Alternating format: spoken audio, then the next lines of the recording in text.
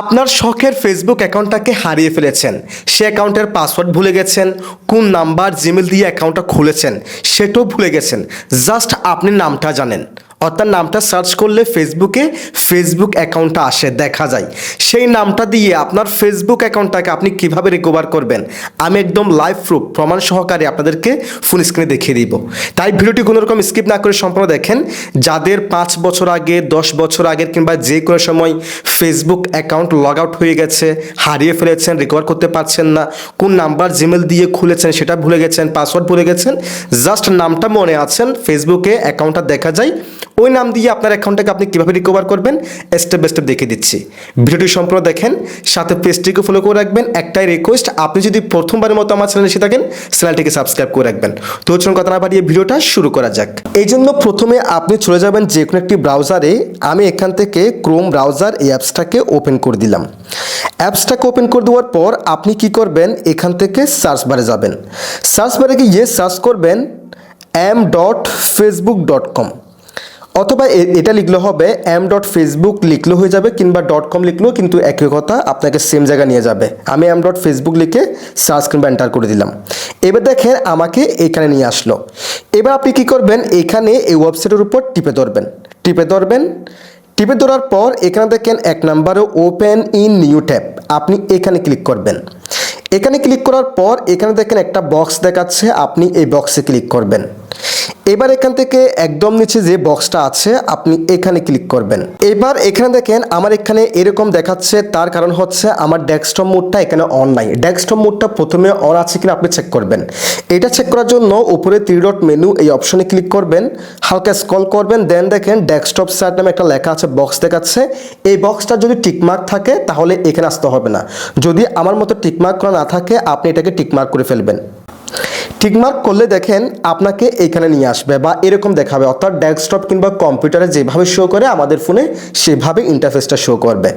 এবার দেখেন এখানে আমাদেরকে বলতেছে email address or mobile number দিতে। এখন তো আমাদের mobile number, email address, password এগুলো ভুলে গেছি, তাই না? এখন আমরা কি করব, আমাদের যে নামটা মনে আছে বা যে নামটা দিয়ে আমরা আমাদের ফেসবুক অ্যাকাউন্টটা ফেসবুকে সার্চ করলে পাচ্ছি, ওই নামটা আমরা এখানে দিয়ে দিব। আমি আমার একটা ফেসবুক অ্যাকাউন্টের নাম দিয়ে দিচ্ছি মোহাম্মদ আরিফ, এটা আমার একটা ফেসবুক অ্যাকাউন্ট। এবার এই নামটা আপনি দিবেন। নামটি দেওয়ার পর আপনি যে কাজটি করবেন, এখান থেকে দেখেন ফরগটেন পাসওয়ার্ড, আপনি জাস্ট এখানে ক্লিক করবেন।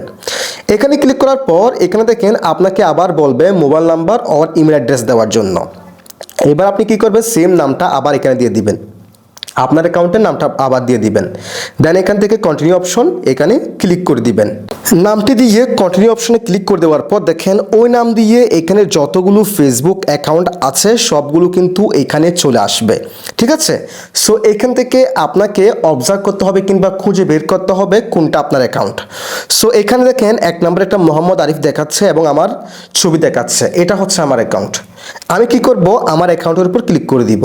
এখান থেকে আপনি খুঁজে নেবেন আপনার কোন অ্যাকাউন্টটা, যেটা আপনার অ্যাকাউন্ট হবে আপনি সেটার উপর জাস্ট আপনি ক্লিক করে দিবেন, ঠিক আছে? সো এখান থেকে আমি আমার অ্যাকাউন্টের উপর ক্লিক করে দিলাম। ক্লিক করে দেওয়ার পর দেখেন আমার অ্যাকাউন্টটা কোন জিমেল দিয়ে, দেখেন এখানে দেখাচ্ছে আমার অ্যাকাউন্টটা কোন জিমেল দিয়ে বা কোন নাম্বার দিয়ে আমি খুলেছি সেটা কিন্তু এখানে দেখিয়ে দিচ্ছে। এবার আপনার ক্ষেত্রে আপনার অ্যাকাউন্টটা কোন নাম্বার জিমেল দিয়ে আপনি খুলেছেন সেটা আপনাকে আমার মতো এখানে দেখাবে। এই জিমেল, এই নাম্বার দেখে আপনাকে বুঝতে হবে ওই নাম্বার জিমেল দিয়ে আপনার অ্যাকাউন্ট আপনি খুলেছেন। আমার ক্ষেত্রে জিমেল দেখাচ্ছে, অনেকের ক্ষেত্রে নাম্বার দেখাতে পারে। এবার এই নাম্বার কিংবা এই জিমেলটি আপনার ফোনে অ্যাক্টিভ কিংবা লগ ইন থাকতে হবে। যেহেতু এই নাম্বার কিংবা জিমেলে আমাদেরকে ফেসবুকের তরফ থেকে একটি 8 ডিজিটের ওটিপি কোড দেওয়া হবে, সেই কোডটি দিলে কিন্তু আমরা আমাদের অ্যাকাউন্টটাকে রিকভার করতে পারবো। এবার যদি আপনার ক্ষেত্রে জিমেল কিংবা নাম্বারটি যেটা দেখায় সেটা যদি আপনার মোবাইলে থাকে, অনেকের ক্ষেত্রে নাম্বার জিমেল দুটো দেখাতে পারে, অনেকের ক্ষেত্রে অথবা নাম্বার অথবা জিমেল দেখাতে পারে, অথবা আমার মতো অনলি জিমেল দেখাতে পারে। এবার আপনার ওই নাম্বার জিমেল আপনার ফোনে লগ ইন থাকতে হবে। সো আমার এই জিমেলটা আমার ফোনে লগ ইন আছে, আমার মনে আছে। এবার আমি এখান থেকে দেখেন জিমেলটা সিলেকশন করা না থাকলে সিলেকশন করতে হবে। এবার দেখেন এখানে কন্টিনিউ অপশন, আমরা জাস্ট কন্টিনিউ অপশনে ক্লিক করে দিব। কন্টিনিউ অপশনে ক্লিক করে দেওয়ার পর দেখেন কি হয়, এখন আমি যে জিমেলটা এখানে দিয়েছি, দেখেন যে জিমেলটা সিলেকশন করেছি ওই জিমেল একটি ওটিপি কোড যাবে, সেই কোডটি আমাকে এখানে দিতে হবে। সো এখান থেকে আমি আমার জিমেলের অ্যাপসটাকে ওপেন করব। এবং দেখেন মেটার তরফ থেকে কিন্তু আমাকে একটি ওটিপি কোড দেওয়া হয়েছে। এই যে দেখেন আমি এই কোডটিকে এখান থেকে কপি করব। কপি করে আমি এখানে এসে কোডটি এখানে টিপে ধরে পেস্ট করে দিব। এবার দেখেন এখান থেকে কন্টিনিউ অপশন জাস্ট এখানে ক্লিক করে দিব। এখানে ক্লিক করে দেওয়ার পর দেখেন হয় নাই, এটাকে আবার দিব। সো অনেক সময় এরকম ডিস্টার্ব করতে পারে, আপনি ওটাকে আবার দিবেন। এবার দেখেন আমি তাদের কাছে আবার রিকোয়েস্ট করেছি আরেকটা কোড দেওয়ার জন্য, আমাকে কিন্তু সেম জিমেলে আরেকটি কোড দিয়েছে। এবার আমি কন্টিনিউ অপশনে ক্লিক করে দিব।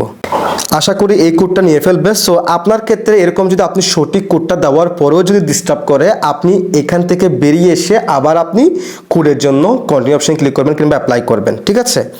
সো আপনার যদি আমার মতো সিকিউরিটি সিস্টেম অনেক বেশি হার্ড থাকে তাহলে এরকম দেখাবে। অনেকের ক্ষেত্রে নতুন পাসওয়ার্ড দেওয়ার অপশন চলে আসবে।